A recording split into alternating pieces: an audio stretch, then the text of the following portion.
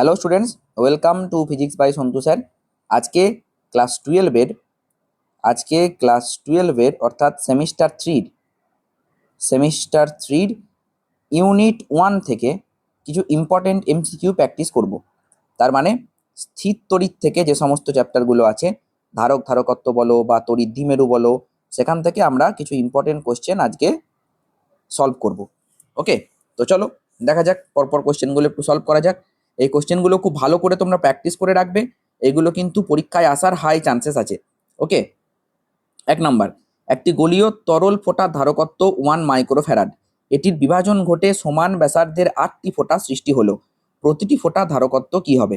দেখো, এটা 2022 এসেছিল কোশ্চেনটা। কি বলছে? একটা গোলীয় ফোঁটা ধারকত্ব 1 মাইক্রোফ্যারাড। এবার কতগুলো এরকম গোলীয় ফোঁটা আছে? 8টা। মানে 8টা ফোঁটা ভেঙে গেল, মানে একটা বড় ফোঁটা থেকে 8টা ছোট ছোট হয়ে গেল। ঠিক আছে, তাহলে বড় ফোঁটার ব্যাসার্ধ যদি আমি ক্যাপিটাল আর ধরি, তাহলে আমি বলতে পারি যে 4/3 pi capital R cube equal to 8 into 4/3 pi small r cube. 4/3 pi কেটে দাও। ওকে, তাহলে দেখো, স্মল আর কত পেয়ে গেলে? যে r/2। স্মল আর পেয়ে গেলে তুমি r/2। বেশ, তাহলে বড় ফোঁটার যদি ধারকত্ব 1 হয়, ঠিক আছে, তাহলে ছোটটার কি হবে? তাহলে ছোটটার হবে c' = c/2, অর্থাৎ হাফ মাইক্রোফ্যারাড। কেন হলো? এইটা জানতে গেলে তোমাকে এটা জানতে হবে যে কোনো গলীয় পরিবাহী ধারকত্ব তার ব্যাসার্ধের সঙ্গে সমান হয়। তার ব্যাসার্ধ যদি আর হয়, তাহলে c=r হবে। ঠিক আছে, c=r হবে। বোঝা গেল? তো মানের দিক থেকে ব্যাসার্ধের সঙ্গে সমান, সিজিএস পদ্ধতিতে মানের দিক থেকে ব্যাসার্ধের সঙ্গে সমান। আর এসআই পদ্ধতিতে যদি বলি, তাহলে c=4πε0 সে যাই হোক না কেন, সি ভেরিজাজ আর তো হবে। তাহলে সি ভেরিজাজ আর যদি হয়, তাহলে ছোট গোলকের ব্যাসার্ধ হয়ে গেছে বড়টার অর্ধেক, তাহলে ধারকত্ব কি হয়ে যাবে? যা ছিল তার অর্ধেক। ঠিক আছে, আশা করি ক্লিয়ার। নেক্সট কোশ্চেনে চলে যাব। সমান ব্যাসার্ধ এবং সমান আধান বিশিষ্ট n সংখ্যক জলবিন্দু মিলিত হয়ে একটা বড় জলবিন্দু তৈরি করলো। বড় জলবিন্দু এবং ছোট জলবিন্দু ধারকত্বের অনুপাত কি হবে? দেখো, আর একটু জুম করে দিই। ওকে, তো বড় জলবিন্দু এবং ছোট জলবিন্দু ধারকত্বের অনুপাত কি হবে? কতগুলো হয়েছে? nটা, সে একই ফর্মুলা। ঠিক আছে, nটা জলবিন্দু মিলিত হয়ে গিয়েছে। তাহলে আমি কি বলবো? না 4/3 pi r³ equal to n into 4/3 pi small r cube. 4/3 pi কেটে দাও। তাহলে কি পেলে? যে r equal to n⁻1/3 into small r. তাহলে উত্তর কি হবে? উত্তর হয়ে যাবে, তোমাকে জিজ্ঞাসা করেছে r/r কত হবে, তাহলে n⁻1/3/1। বলেছিলাম না যে এর মান যা হবে ধারকত্বের মান তাই হবে। ব্যাসার্ধের সঙ্গে ধারকত্ব প্রপোর্শনাল হয়ে যায় এসআই পদ্ধতিতে, আর সিজিএস পদ্ধতিতে সমান সমান হয়ে যায়। তাহলে কি হবে? না c/c' ইকুয়াল টু n⁻1/3/1 একই হবে। তাহলে উত্তর হবে এইটা। ইরেজ করে দিলাম। নেক্সট বলছে কিউ আধান ও সি ধারকত্ব বিশিষ্ট 64টি জলকণা মিলিত হয়ে একটি বড় জলকণা তৈরি করে। বড় জলকণাটির আধান ও ধারকত্ব কি হবে? দেখো, যখন 64টা জলকণা মিলিত হবে, প্রত্যেকটা জলকণার আধান যদি কিউ হয়, তাহলে বড়টার আধান হবে 64 কিউ। এইটা তো সোজা হিসাব। ঠিক আছে, কিন্তু ধারকত্ব কি হবে? দেখো, যখন 64টা জলকণা মিলিত হবে, তুমি আবার সেই একই নিয়মে লিখবে যে 64 into 4/3 pi r³ equal to 4/3 pi capital R cube. 4/3 pi কেটে দেবে, তাহলে r ইকুয়াল টু 4r হয়ে যাবে। বারবার এই স্টেপটা আর লিখবে না, কারণ তোমরা শিখে গেলে যে যাই হোক না কেন, যখন বলবে যে অনেকগুলো জলবিন্দু বা জলকণা মিলিত হলো, তখন বড় জলবিন্দুর ব্যাসার্ধ হবে, যতগুলো জলকণা বলবে যদি nটা হয়, তাহলে n⁻1/3 ইন্টু r হবে। তাহলে এখানে যেহেতু 64 ছিল, তাহলে 64 ইন্টু r, তাহলে হয়ে গেল 4r। তাহলে এই স্টেপটা আর করার দরকার নেই, ডাইরেক্ট এটা তুমি লিখে নিতে পারবে। তাহলে কি হবে? তাহলে ধারকত্ব হবে 4c। ঠিক আছে, দেখো, এবার আমরা চলে যাব নেক্সট কোশ্চেনে। নেক্সট কোয়েশ্চেন কি বলছে দেখো, নেক্সট কোয়েশ্চেন বলছে দুটি পরিবাহী ধারকত্ব 2 মাইক্রোফ্যারাড আর 3 মাইক্রোফ্যারাড এবং বিভব যথাক্রমে 18 ভোল্ট ও 8 ভোল্ট, এদের একটি তার দ্বারা যুক্ত করলে সাধারণ বিভব কি হবে? খুব ইম্পর্টেন্ট কোয়েশ্চেন, একটা ফর্মুলা জানলেই হয়ে যাবে।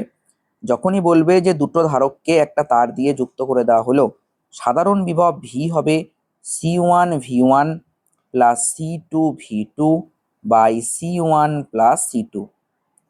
তাহলে কি হবে দেখো, C1 হচ্ছে গিয়ে 2, V1 হচ্ছে 18, C2 হচ্ছে 3, V2 হচ্ছে 8 বাই 3 প্লাস 2, তাহলে 5, তাহলে 36 প্লাস 24 বাই 5, তাহলে 40, 50, 60, 60 বাই 5 অর্থাৎ 12 ভোল্ট। ঠিক আছে, দেখো আশা করি ক্লিয়ার। নেক্সট কোয়েশ্চেন দেখো, C1 ধারকত্বের একটি ধারককে ভি বিভবে আহিত করে C2 ধারকত্বের একটি অনাহিত ধারকের সঙ্গে সমান্তরালে যুক্ত করা হলো, প্রতিটি ধারকের দুই প্রান্তের অন্তিম বিভব প্রভেদ কত হবে? দেখো কি হবে কোশ্চেনটা, যখনই সমান্তরালে যুক্ত করে দেওয়া হবে তখনই সাধারণ বিভব চলে আসবে। তাহলে ওই একই ফর্মুলা C1V1 প্লাস C2V2, তাহলে C1V plus C2 into 0 by C1 plus C2, কারণ দ্বিতীয়টা বলেছে অনাহিত ছিল, তাহলে 0 হবে, তাহলে C1 by C1 plus C2 into V. ঠিক আছে, তাহলে উত্তর এইটা। তারপরের কোশ্চেন দেখো, তারপরের কোশ্চেন বলছে সমান ধারকত্বের n সংখ্যক ধারককে সমান্তরালে যুক্ত করে তুল্য ধারকত্ব সিপি এবং সিএস পাওয়া গেল, সিপি বাই সিএস কত হবে? তাহলে এনটা ধারক আছে, যখন শ্রেণীতে যুক্ত করব তখন হবে সি বাই এন, রোধের উল্টো হয়, আর যখন সমান্তরালে যুক্ত করব তখন হবে সি ইন্টু এন, এদের অনুপাত করে দাও, তাহলে C by N by CN, তাহলে উত্তর হয়ে যাবে 1/n², নাকি? সিপি বাই সিএস চেয়েছে ও প্যারালাল বাই সিরিজ, তাহলে আমি একটু ভুল করেছি, তাহলে ওপরে হতো সিএন আর নিচে হবে সি বাই এন, তাহলে n² হবে উত্তর। তারপরে দেখো অসীম সংখ্যক ধারক যাতে ধারকত্ব এইগুলো শ্রেণীতে যুক্ত করা হলো, এদের তুল্য ধারকত্ব কি হবে? দেখো তার মানে আমি এটা লিখতে পারি, খুব ভালো করে দেখবে, যে 1/c = 1/1 plus 1/2 plus 1/4 plus 1/8 dot dot dot চলছে। ঠিক আছে, তাহলে এখান থেকে এই যে সিরিজের ভ্যালুটা কি লেখা যায়, এই সিরিজের ভ্যালু লেখা যায়, দেখো 1/c that is equals two, ঠিক আছে, 1/1 মাইনাস হাফ। ঠিক আছে, তাহলে কত হবে 1/2, ওপরে চলে গেল 2। ঠিক আছে, তাহলে সি ইকুয়াল টু কত, 1/c মানে 2, তাহলে সি ইকুয়াল টু 1/2, তাহলে 0.5। ওকে, 0.5। এবার এই সিরিজটা যারা বুঝতে পারছো না তাদের জন্য বলি, দেখো এইটা তোমরা যে এপিজিপি পড়েছো ম্যাথে, ঠিক আছে, তো এইটা হচ্ছে জিপি, বোঝা গেল? তো জিওমেট্রিক সিরিজ, ঠিক আছে, তো এর একটা ফর্মুলা আছে, সামের ফর্মুলাটা কি যারা জানো না একটু লিখে নেবে, যে ইনফাইনাইট সিরিজ যদি হয়, এটা ইনফাইনাইট পর্যন্ত চলতেই থাকছে যেহেতু, তাহলে S equal to a/1 - r, এইটা মনে রাখবে, এইটা হচ্ছে সাম। ওকে, এ হচ্ছে প্রথম টার্ম, আর এই যে আর, আর হচ্ছে কমন রেশিও। ঠিক আছে, তাহলে এখানে প্রথম টার্ম কত, এখানে প্রথম টার্ম দেখো 1, আর কমন রেশিও হাফ, কারণ দেখো প্রত্যেকটাকে হাফ দিয়ে গুণ করছো, হাফ দিয়ে গুণ করে 1/4, আবার হাফ দিয়ে গুণ করে 1/8, আবার 1/16, এরকম করে এগোচ্ছে, তাহলে 1/1 মাইনাস হাফ, তাহলে কত হলো, তাহলে এটা হয়ে গেল 1/2, তাহলে 2, সেইখান থেকে আমরা এইটা পেলাম। যাই হোক, তাহলে অ্যান্সার হয়ে গেল, তো এইটা হয়ে যাবে অ্যান্সার। আশা করি ক্লিয়ার। 8টি সদৃশ্য 4 মাইক্রোফ্যারাড ধারকের সর্বোচ্চ এবং সর্বনিম্ন ধারকত্বের মান কত হবে? দেখো 8টি একই ধারক আছে 4 মাইক্রোফ্যারাডের, সর্বোচ্চ যদি বলি তাহলে এদেরকে সমান্তরালে যুক্ত করা হবে, তাহলে 8 ইন্টু 4 তার মানে হবে 32। আর যদি সর্বনিম্ন বলি তাহলে হবে 4/8 যখন আমরা শ্রেণীতে যুক্ত করব, 4 2 8 তার মানে হাফ। ঠিক আছে, দিয়ে চাইছে কি, চাইছে যে অনুপাত, ঠিক আছে, সর্বোচ্চ এবং সর্বনিম্নের অনুপাত 32/হাফ তার মানে 64/1। ওকে, আশা করি ক্লিয়ার। যারা পরপর ক্লাসগুলো দেখেছো তারা অবশ্যই জানবে যে ধারকের শ্রেণী সমবায় এবং সমান্তরাল সমবায়ের ফর্মুলা কি হয় কি না সেগুলো আমি সবই কিন্তু বুঝিয়ে দিয়েছি। তোমাদের ক্লাস 12-এর আলাদা করে প্লে লিস্ট বানানো আছে, সেই প্লে লিস্ট থেকে আগে তোমরা থিওরি ক্লিয়ার করে নিতে পারো। ধারক ধারকত্বের থিওরি দেওয়া আছে, সেই থিওরি আগে ক্লিয়ার করে নাও, তারপরে দেখো, আই থিঙ্ক সুবিধা হবে। তারপরে দেখো, 3টি 4 মাইক্রোফ্যারাড ধারকত্বে ধারককে এমনভাবে সংযুক্ত করা হলো যার ফলে কার্যকর ধারকত্ব পাওয়া গেল 6 মাইক্রোফ্যারাড। এই সমন্বয়টি করা যাবে যদি, যদি কি হয় তাহলে এই সমন্বয়টি হবে, ভালো করে বুঝতে হবে এই ধরনের কোশ্চেন। যদি তুমি প্রথম অপশন দেখো, প্রতিটি ধারক সমান্তরালে যদি থাকে তাহলে কত হবে, প্রত্যেকটা তো 4 করে, আছে কটা, 3টে, তাহলে 4/3, তাহলে তো 6 তো হবে না, তাহলে প্রথম অ্যান্সার হবে না, বেশ ভুল। প্রতিটি ধারক সমান্তরালে যদি হয় তাহলে 4 ইন্টু 3 12, এটাও হবে না, ভুল। দুটি সমান্তরাল এবং একটি শ্রেণীতে যদি থাকে, দুটো সমান্তরাল মানে কত, 4 গণিত 2 তার মানে 8, তাহলে 8-এর সঙ্গে আবার 4 আছে শ্রেণীতে, 8/4 ইন্টু 12, 4 3 12, এটাও হবে না। ঠিক আছে, দুটো শ্রেণীতে একটা সমান্তরালে, দুটো শ্রেণীতে যদি থাকে তাহলে 4 আর 4 শ্রেণীতে, তার মানে থাকবে কিরকম করে, 4 আর 4 শ্রেণীতে, আর তার সঙ্গে একটা থাকবে এরকম সমান্তরাল, এইরকম। তাহলে এইটা, এই দুটো কত হবে, এই 4 আর 4 যদি দেখো তাহলে 4 আর 4 হয়ে যাবে 2, আর 2-এর সঙ্গে এই 4 হয়ে যাবে যোগ করে 6, তাহলে এইটা হবে, এইটা হবে অ্যান্সার। বোঝা গেল কি বললাম? নেক্সট দেখো, কতগুলি ধারককে শ্রেণী সমবায়ে যুক্ত করলে ধারকগুলিতে যে রাশিটি ধ্রুবক থাকে তা হলো, আচ্ছা কয়েকটা ধারককে তুমি শ্রেণী সমবায়ে যুক্ত করেছো, তাহলে কোনটা ধ্রুবক থাকবে, আধান, কারণ আধান যাওয়ার তো আর কোনো রাস্তা নাই, তুমি যদি এরকম করে কয়েকটা ধারককে যুক্ত করে দাও আধান তো সেই একটা রাস্তাতেই যেতে হবে। বোঝা গেল কি বললাম? তাহলে আধান যাওয়ার যেহেতু আর কোনো রাস্তা নাই তাহলে আধান ধ্রুবক থাকবে। তারপরে দেখা যাক তারপরে কি কোশ্চেন আছে। আচ্ছা এগুলো তো হয়ে গেছে, আধান আধান, ওকে, এইখান থেকে সলভ হবে। দেখো বলছে যে একটি সমান্তরাল পাতধারককে আহিত করা হলো এবং তারপর একটি পরাবৈদ্যুতিক স্ল্যাব পাতদ্বয়ের মধ্যে প্রবেশ করানো হলো, কোনটা অপরিবর্তিত থাকবে? দেখো ব্যাপারটা হচ্ছে কিউ ইকুয়াল টু সিবি, এটা আমরা জানি। যখন তুমি একটা সমান্তরাল পাতধারককে আহিত করে দিচ্ছ তখন তার কাছে তো আধান অলরেডি চলে এসছে, এইবার তুমি একটা পাতকে এর মাঝে ঢুকিয়ে দিলে, তাহলে আধান তো বেরিয়ে যাওয়ার আর কোনো রাস্তা নাই, তাহলে আধান কিন্তু ধ্রুবক থাকবে। তুমি এখানে পরাবৈদ্যুতিক পাত দাও কি না দাও, আধান সেম থাকবে, আধানের কোনো পরিবর্তন হবে না। তারপরের কোশ্চেন দেখো, তারপরের কোশ্চেন বলছে, খুব ভালো করে দেখে যাবে এই কোশ্চেনগুলো, তোমাদের যখন রায় মার্টিনের কোশ্চেন ব্যাংক বেরোবে দেখবে এই প্রশ্নগুলোই তোমাদের রায় মার্টিনের কোশ্চেন ব্যাংকে তোমরা পেয়ে যাবে। বুঝতে পেরেছো? কারণ এইটা কিন্তু আমি রায় মার্টিনের 60-60 বই থেকেই নিয়েছি, তাই ভালো করে সলভ করে যাও। সি ধারকত্বের দুটি ধারককে শ্রেণী সমবায়ে লাগানো হলো, বেশ, তাহলে এরকম করে কানেক্ট করে দেওয়া হয়েছে। যদি একটিকে কে পরাবৈদ্যুতিক ধ্রুবক বিশিষ্ট পদার্থ দ্বারা পূর্ণ করা হয় তবে কার্যকরী ধারকত্ব কি হবে? দেখো একটু কনসেপচুয়াল এই কোশ্চেনটা, মানে দুটো ধারকের মধ্যে একটা ধারককে কে পরাবৈদ্যুতিক ধ্রুবক দিয়ে, মানে ধ্রুবক রাখা হয়েছে একটা ধারকের মধ্যে, তাহলে কত হবে?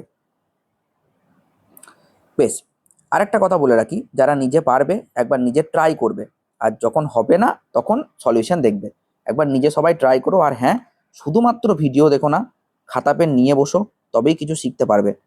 ঠিক আছে, বেশ দেখো, জেনারেলি এইটা যদি সি হতো, ওকে, সি, সি যদি হতো, তাহলে কি লিখতে, তাহলে আমরা লিখতাম যে 1/c dash that is equals two 1/c plus 1/c। কিন্তু বলছে একটা নাকি হ্যাঁ পরাবৈদ্যুতিক ধ্রুবক দ্বারা প্রতিস্থাপিত করা হয়েছে, তাহলে প্লাস 1/kc, ঠিক আছে, কে টাইমস বেড়ে যাবে ধারকত্ব। তাহলে লসাগু হলো কেসি, ওপরে থাকলো কে, এইদিকে +1, তাহলে কে +1/kc, তাহলে C dash is equals to KC by K +1। আশা করি ক্লিয়ার। ওকে, নেক্সট কোয়েশ্চেন দেখো, একটি সমান্তরাল পাত ধারকের ধারকত্ব সি, ধারকটিকে মাঝখানে পাত দুটির সমান্তরালে একটি ধাতব পাত প্রবেশ করানো হলো যার বেধ ধারকের বেধের অর্ধেক, তাহলে ধারকটির ধারকত্ব কি হবে? খুব ভালো কোশ্চেন, খুব ভালো করে দেখবে। বলছে এইটা একটা সমান্তরাল পাত ধারক, খুব ভালো কথা। আমি একটা পরাবৈদ্যুতিক ধ্রুবককে এখানে রেখে দিলাম, এই যে ডিস্টেন্স এইটা ছিল ডি, এইটুকু তাহলে হবে d/4, এইটুকু d/4 কেন হবে? কারণ ওরা বলে দিয়েছে যেটা তুমি প্রবেশ করিয়েছো সেইটা হচ্ছে এর অর্ধেক, তার মানে এর যে বেধ এইটা হচ্ছে d/2, তাহলে বাকিটুকুতে যোগ করে তো d/2 হতে হবে। ক্লিয়ার? প্রথম অংশের ধারকত্ব, তার মানে এই জায়গাটা ধারকত্ব যদি আমি দেখি তাহলে C1 হবে epsilon not A by D, এই ফর্মুলাটা আমরা জানি, কিন্তু এইটুকু তো ডি নয়, d/4, তাহলে d/4 নিলাম। ওকে, তাহলে এটা হলো 4 এপসাইলন নট a/d। নিচের অংশ মানে এইটুকু অংশকে যদি আমি দেখি তাহলে C2 হবে এপসাইলন, একই হবে, সেমই হবে, তাহলে 4 এপসাইলন নট a/d। বেশ ক্লিয়ার।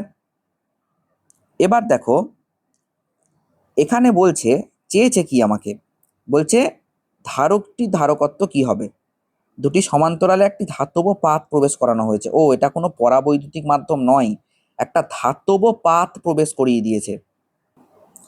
তাহলে এখানে কোনো পরাবৈদ্যুতিক ধ্রুবক নেই, এখানে ধাতব পাত আছে, এটা আমি লক্ষ্য করিনি।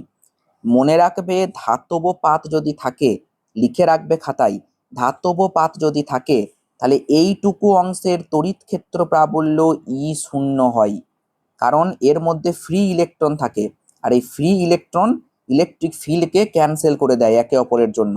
বোঝা গেল কি বললাম? তাহলে কি হবে না, এইটুকু দৈর্ঘ্যটা ক্যান্সেল হয়ে যাবে, তাহলে আদতে যদি এই দুটো পাতের মধ্যে ডি দূরত্ব ছিল তাহলে এখন সেই ডি দূরত্ব কমে গিয়ে লব্ধি যে দূরত্ব, লব্ধি মানে একদম নেট যে দূরত্ব, নেট দূরত্বটা কিন্তু অ্যাকচুয়ালি d/2 হয়ে গেল, কারণ এই দূরত্বটা আমরা ধরে নিতে পারি যে নেই আর, ঠিক আছে, এই দূরত্বটা কোনো কাজেই লাগছে না, তাহলে আসলে এদের মধ্যে দূরত্ব কমে গেল, d/2 হয়ে গেল, আর দূরত্ব কমে গেলে ধারকত্ব কিন্তু বাড়বে। তাহলে এটা সিম্পলি কি আছে, এটা সিম্পলি কোন সমবায় আছে সেটা আমরা দেখে নেব, দিয়ে সেই সমবায় অনুযায়ী ফর্মুলা বসিয়ে দেবো। তাহলে এটা কোন সমবায় আছে, এটা আছে পরপর আছে যেহেতু, তাহলে শ্রেণী সমবায়, তাহলে 1/c = 1/c1 plus 1/c2, formula বসিয়ে দাও। 1/c1 মানে d/4 epsilon not a, C1 যখন বসাচ্ছি তখন তো এটা নিচে চলে যাবে, epsilon not a plus d/4 epsilon not a, ঠিক আছে। এবার তাহলে 2d/4 এপসাইলন নট এ, এইটা। এবার দেখো প্রথমে ধারকত্ব ছিল সি, তার মানে সেটা কত ছিল, এপসাইলন নট a/d, সেইটা কত ছিল সি, তাহলে এপসাইলন নট a/d আমি এখানে বানিয়ে নেবো, 2 2 4, তাহলে ডি এখানে রাখলাম হাফ, আর নিচে দেখো চলে যাবে 1/, এটাকে তো লেখাই যায় এইভাবে তাই না, যে এপসাইলন নট a/d, তাহলে হাফ আর নিচে সি, তার মানে 1/2c, এটা সি ড্যাশ করে দাও, তাহলে তাহলে সি ড্যাশ করে দিলাম, তাহলে C dash equal to 2c, C dash equal to 2c, ঠিক আছে। খুব ভালো কোশ্চেন ছিল, কোশ্চেনটা কনসেপচুয়াল কোশ্চেন, স্টার মেরে দিলাম। অবশ্যই কোশ্চেনটা তোমরা ভালো করে মার্ক করে রাখবে আর ভালো করে প্র্যাকটিস করবে, এই কোশ্চেন, এই ধরনের কোশ্চেন আসার কিন্তু হাই চান্সেস আছে, ঠিক আছে। তারপরে নেক্সট কোয়েশ্চেন দেখো, নেক্সট কোয়েশ্চেন বলছে একটি সমান্তরাল পাত ধারকের ধারকত্ব সি, ধারকটির অর্ধেক অংশ একটি 5 পরাবৈদ্যুতিক ধ্রুবক যুক্ত মাধ্যম দ্বারা পূর্ণ করা হলে ধারকের ধারকত্ব কত বৃদ্ধি পাবে? খুব ভালো করে বুঝতে হবে। দেখো, যখন বলছি ধারকত্ব বৃদ্ধি পাবে আবার সমান্তরাল পাত ধারক, তাহলে কোন ফর্মুলা আমরা ইউজ করব? সমান্তরাল পাত ধারকের ধারকত্বের ফর্মুলা লাগবে, সেটা কত সেটা আগে জানতে হবে। দেখো, সমান্তরাল পাত ধারকের ধারকত্বের formula C equal to epsilon not A by D. এইটা সমান্তরাল পাত ধারক, এই মাঝের দূরত্বটা হচ্ছে ডি, আর যে এই পাতের ক্ষেত্রফল সেইটা হচ্ছে এ। এটা তোমরা জানো, কারণ থিওরি আশা করি ধরে নিচ্ছি তোমরা পড়ে এসছো। ঠিক আছে, বেশ। এবার কি করেছে, ধারকটির অর্ধেক অংশ একটি 5 পরাবৈদ্যুতিক ধ্রুবক যুক্ত মাধ্যম দ্বারা পূর্ণ করেছে। অর্ধেক অংশ, তার মানে এই ধারকটাকে কি করেছে, অর্ধেক অংশ মানে এখানে ভাগ করে নিয়েছে, এইটা হচ্ছে একটা পরাবৈদ্যুতিক ধ্রুবক দিয়ে পূর্ণ করে দিয়েছে যার ভ্যালু 5। ওকে, নো প্রবলেম। তাহলে এখন দুটো ধারক হয়ে গেল, একটা C1 আর একটা C2। C1 এর জায়গায় আমি কি লিখবো, 5 এপসাইলন নট এ, আর ডি তো আর ডি নাই, ডি বাই 2 হয়ে গেছে। তাহলে epsilon not A by D, আর এইটা কত হবে, মানে ডি বাই 10 আর কি, এটা ডি বাই 10 করে দাও, 5টা নিচে নামিয়ে দিলাম। আর C2 কত হবে, C2 তো এইটা তো এ আর, তো এ আরই আছে, তো epsilon not A by D by 2, শুধু বেদটা কমে কমে গেল। এবার এরা আছে শ্রেণীতে, তাহলে সি ইকুইভ্যালেন্ট মানে কি বলে তুল্য ধারকত্ব, সেটা কত হবে, C1 C2 by C1 plus C2, যা ফর্মুলা তাই। ঠিক আছে, C1 C2 by C1 plus C2, তাহলে বসিয়ে দাও। প্রথমে কিন্তু ধারকত্ব কত ছিল বলেছে, প্রথমে ধারকত্ব সি ছিল, প্রথমে ধারকত্ব বলে দিয়েছে এই যে সি ছিল। ঠিক আছে, তাহলে বা এইরকম ভাবে করলে মনে হচ্ছে ভালো হবে, 1 by C equivalent equal to, এটা যদি এইভাবে না দিতাম, এটা তো 10 10ই রাখলাম, ডি দিলাম, ফালতু সব ঝামেলা হবে বেশি, এটা 2 দিলাম, তাহলে কত হবে 1 by C1 plus 1 by C2। ঠিক আছে, এইটা চলে গেল D by 10 epsilon not A, আর এইটা হয়ে গেল D by 2 epsilon not A. আমি D by epsilon not A common নিয়ে নিলাম, তাহলে 10 লস আগু 1 প্লাস 5, তাহলে এপসাইলন এইখানটা দেখো, এটা তুমি লিখতে পারো যে epsilon not A by D, আর এটা হচ্ছে কি 6 বাই 10। বেশ, তার মানে আমি লিখতে পারি যে 1 বাই সি, 6 বাই 10, 2 3 6, 2 5 10, তার মানে 3 বাই 5, তাহলে C equivalent equal to 5C by 3, C equivalent equal to 5C by 3। ঠিক আছে, এবার ওরা বলছে ধারকত্ব কতটা বৃদ্ধি পাবে। আচ্ছা, পার্সেন্টে উত্তর দিয়েছে, তার মানে এখানেই শেষ নয় কিন্তু, পার্সেন্টেজ বের করতে গেলে আগে ছিল সি আর এখন হয়েছে 5C বাই 3, তাহলে চেঞ্জ কত হয়েছে, তাহলে চেঞ্জ হয়েছে 5C বাই 3 মাইনাস সি, তাহলে 3 হচ্ছে লস আগু, তাহলে 5C minus 3C equal to 2C by 3, এইটা চেঞ্জ হয়েছে। এবার পার্সেন্টেজ মানে আমরা জানি যে চেঞ্জ বাই অরিজিনাল, অরিজিনাল হচ্ছে সি ইন্টু 100%, তাহলে সি সি কেটে যাবে, তাহলে 100 বাই 3 মানে হচ্ছে 33.33%। দেখে নাও উত্তর কোথায় আছে, এই যে অপশন, ভুল করলাম নাকি, 1 মিনিট চেক করে নিচ্ছি, হ্যাঁ ভুল হয়েছে, ওপরে 2/3 আছে, ওই জন্য অ্যান্সার মিলছে না, তাহলে 2C by 3C into 100%, C কাটো, তাহলে 200/3%, তার মানে 66.67%। ঠিক আছে, দেখে নাও, তাহলে এইটা হবে উত্তর, অপশন বি। তারপরে দেখো, আচ্ছা এটা ইরেজ করে দিলাম, পরপর তোমরা নোট করে নিও, এই ধরনের কোশ্চেন কিন্তু তোমাদের দেবে। ঠিক আছে, সব কোশ্চেন কিন্তু সহজ হবে না।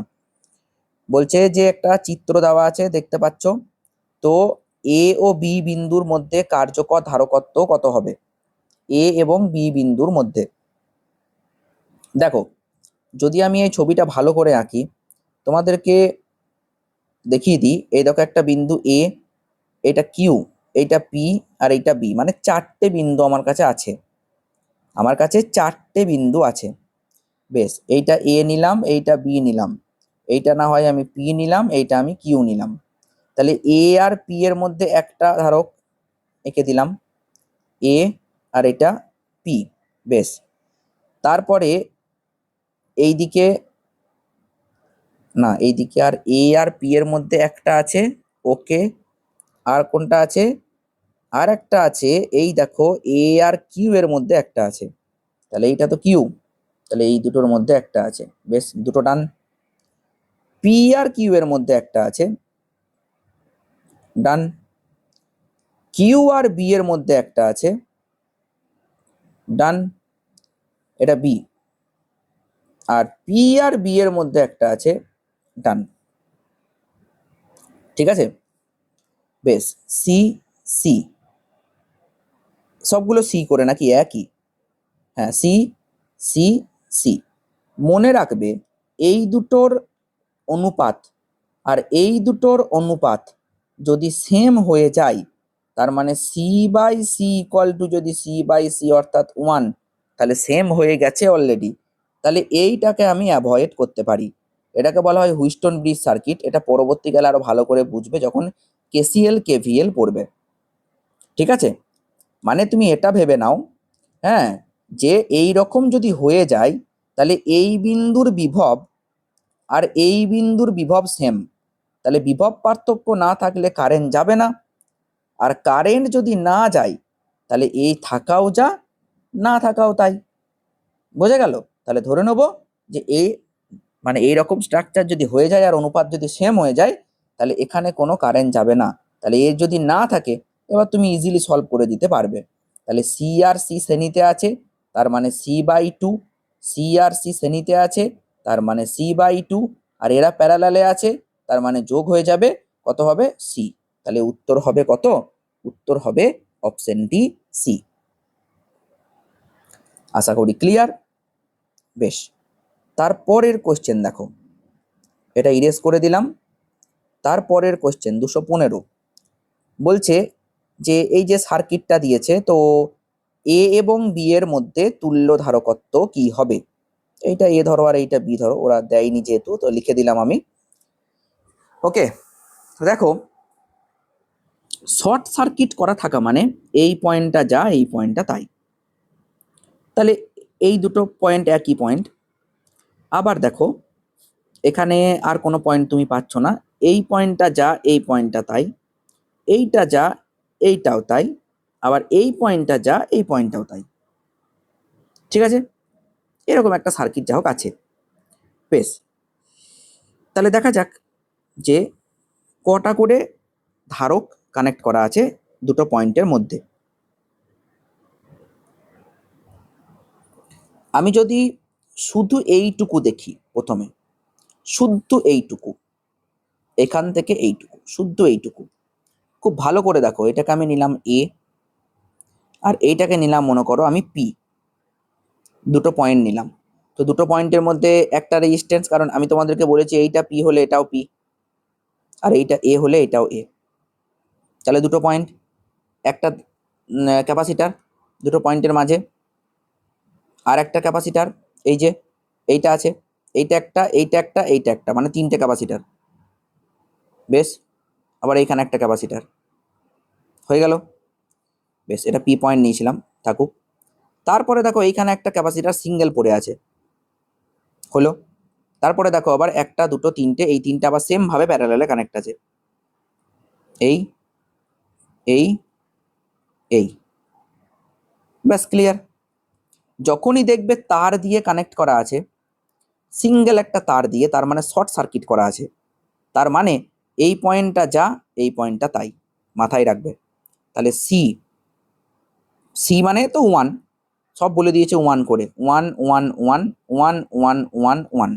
তাহলে 1 1 1 মানে হচ্ছে কি 1/3 প্লাস 1 প্লাস 1/3, তাহলে কত হবে 2/3 প্লাস 1, তাহলে 3 একে 3 4 5, তাহলে হয়ে গেল 5-এর 3,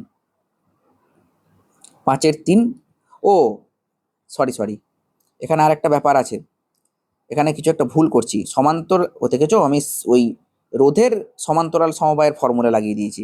রোধ আর ধারকত্ব তো আলাদা না, এখানে ওরা উল্টো হয়, তোমরা আশা করি জানো ব্যাপারটা।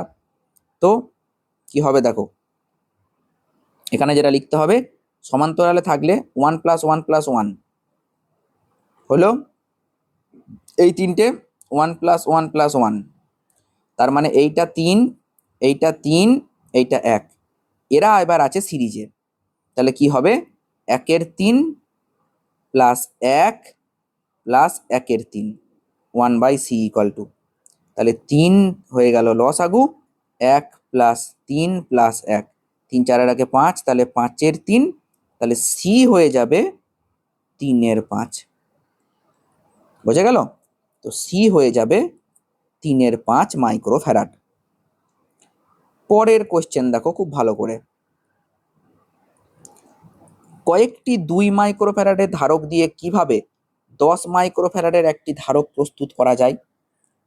5টি ধারক সমান্তরালে যুক্ত করতে হবে। 2 মাইক্রোফ্যারাডের কটা আছে? ও হ্যাঁ, হয়ে যাবে, 5টি ধারক যদি সমান্তরালে যুক্ত করে দিই, 5 2 10, এটা একদম ইজি ছিল। C1 ও C2 ধারকত্বের দুটি ধারককে সমান্তরালে যদি যুক্ত করা হয়, ঠিক আছে, তো সংস্থাটি কিউ আধান দিলে ওই আধান ধারক দুটির মধ্যে বণ্টিত হয়। C1 ও C2 ধারকের আধানের অনুপাত কি হবে? মানে C1 আর C2 ধারকত্বের দুটি ধারককে প্রথমে কি করেছে, সমান্তরালে যুক্ত করেছে, তারপরে কিউ আধান দিয়েছে, তাহলে কত আধান ধারক দুটির মধ্যে বণ্টিত হবে, তার অনুপাতটা কি হবে? দেখো যখনই সমান্তরালে যুক্ত করবে তখন ওদের সাধারণ বিভব হবে ভি, এটা তো জানো। তো তাই যদি হয় তাহলে তুমি এখানে লিখতে পারো যে Q1 = C1V আর Q2 = C2V, ঠিক আছে, বোঝা গেল? তাহলে আধানের অনুপাত কি হবে? Q1/Q2 that is equals to C1/C2। ওকে, আশা করি ক্লিয়ার বন্ধু, ঠিক আছে, কারণ পোটেনশিয়ালটা তখন কমন পোটেনশিয়াল হয়ে যাবে যেহেতু সমান্তরালে যুক্ত করেছো, তাহলে একদম ইজি। দুটি ধারককে কিভাবে যুক্ত করলে প্রত্যেকের আধান একই থাকবে? শ্রেণী সমবায়, এসব হালুয়া কোশ্চেন, ঠিক আছে, শ্রেণী সমবায় যুক্ত করলে তবেই তো একই আধান যাবে, সমান্তরালে যুক্ত করলে তো আধান ভাগ হয়ে যাবে, তাই না? এটা একটা চিত্র দিয়েছে, তো বলছে কি যে বলছে 2 মাইক্রোফ্যারাড ও 1 মাইক্রোফ্যারাড ধারকত্বের ধারকের আধান হবে যথাক্রমে কত একক, সেটা জানতে চেয়েছে, আধান জানতে চেয়েছে। তো ছবিটা আমি একটু আঁকার চেষ্টা করি, তোমরা বুঝতে পারবে ভালো, যদিও আমার ছবি আঁকা খুবই ভালো, খুবই সুন্দর ছবি আঁকি আমি, ঠিক আছে, এই এক্সট্রিমলি সরি, ঠিক আছে, থ্যাংক ইউ, ওকে ডান, ওকে, বেশ, বাপরে পিরামিড হয়ে যাচ্ছে, বেশ দেখো, তাহলে এইটা 2 ভোল্ট আর এইটা 1 মাইক্রোফ্যারাড, এইটা 2 মাইক্রোফ্যারাড, এইটা 2 মাইক্রোফ্যারাড, ঠিক আছে। তো বলছে যে ওই 2 মাইক্রোফ্যারাড আর 1 মাইক্রোফ্যারাডে কত করে আধান সঞ্চিত হবে। এই ধরনের কোশ্চেনে তোমরা প্রথম যেটা দেখবে যে কত বিভব প্রভেদ, মানে এখানে বিভব প্রভেদ কত হবে, ঠিক আছে, আর এখানে বিভব প্রভেদ কত হবে। তো দেখো এটা একটা প্যারালাল সার্কিট, তোমরা দেখতেই পাচ্ছ এটা একটা প্যারালাল সার্কিট, কারণ দেখো ব্যাটারির সঙ্গে এইটা যেমন প্যারালালে আছে তেমনি এই গোটা সার্কিটটাও কিন্তু প্যারালালে আছে, বোঝা গেল? তাহলে এইটুকুর মধ্যে বিভব প্রভেদ একই হবে, সেই 2 ভোল্টই হবে। তাহলে তাই যদি হয় তাহলে এখানে তো আছে 1 মাইক্রোফ্যারাড, এখানে তো আছে 1 মাইক্রোফ্যারাড, তাহলে আধান কত হবে? Q1 that is equals to C1 into V, তাহলে 1 into 2 that is equals to 2 microfarad, ঠিক আছে। আর এখানে কত হবে, এখানে কত আধান সঞ্চিত হবে? দেখো এখানে কিন্তু এই 2 আর 2 কিসে আছে? শ্রেণীতে আছে, তাহলে তুল্য ধারকত্ব কত? 2/2 তার মানে 1, অর্ধেক হয়ে যায়। সেম সেম ধারক যদি শ্রেণীতে থাকে তাহলে অর্ধেক হয়ে যায়, তাহলে 1। তাহলে ওখানে আধান কত সঞ্চিত হবে?